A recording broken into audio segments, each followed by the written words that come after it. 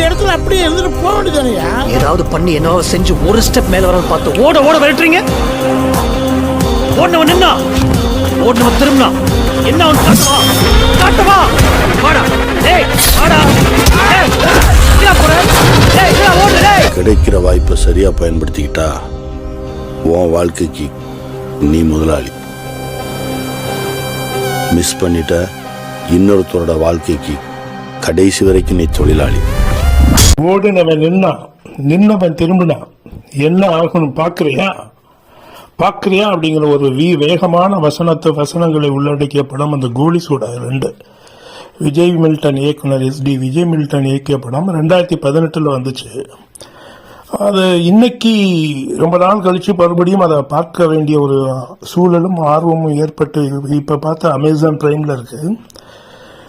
இப்போ பார்த்தோம்னா அது அந்த காலகட்டத்திற்கும் அந்த 2018 இப்போ 2026 வந்துட்டோம். 2018க்கு முன்னாடியும் 2018லையும் இப்பொழுதும் இருக்கக்கூடிய சமூக அமைப்புக்கு பொருந்தக்கூடிய அரசியல் சமூக சூழலுக்கு பொருந்தக்கூடிய வகையில் அதில் நிறைய ஷார்ப்பான வசனங்களோடு காட்சி அமைப்போடு படம் பிரமாதமா இருக்கும்.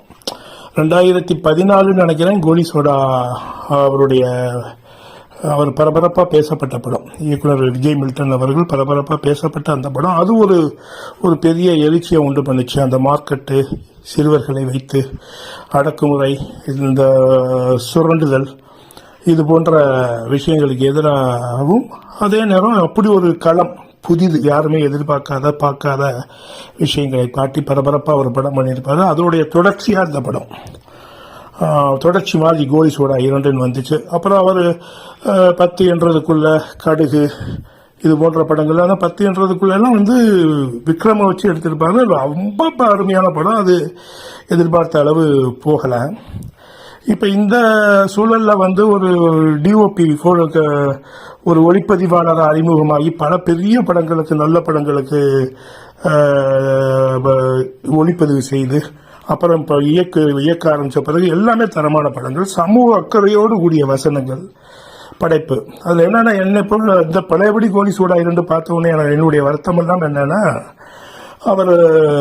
அவர் விஜய் மில்டன் அவர்களுடைய சமூக அக்கறை, தகுதி, திறன், ஆற்றல், ஸ்கில், கிராஃப்ட்மேன்ஷிப், ஃபில்ம் மேக்கிங்கான டெக்னிக்ஸ் எல்லாம் தெரிஞ்சிருக்கக்கூடிய அந்த மனிதருக்கு அந்த இயக்குனர் இன்னும் அவர் அடைய வேண்டியது உயரத்தை அடையவில்லையோ, அவருக்கான அங்கீகாரத்தை இன்னும் இந்த சினிமா உலகம் கொடுக்கலையோங்கிற ஒரு எண்ணம் இருக்கும்.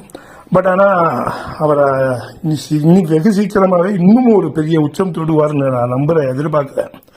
அவருடைய அடுத்த படமாக வெயிட் பண்ணிக்கிட்டு இருக்கிற காட்ஸ் அண்ட் சோல்ஜர்ஸ் நல்லபடியாக வெளிவந்து அப்படி ஒரு வெற்றியை கொடுக்கும். மேலும் பல வெற்றி படங்களை அவர் கொடுப்பாரு.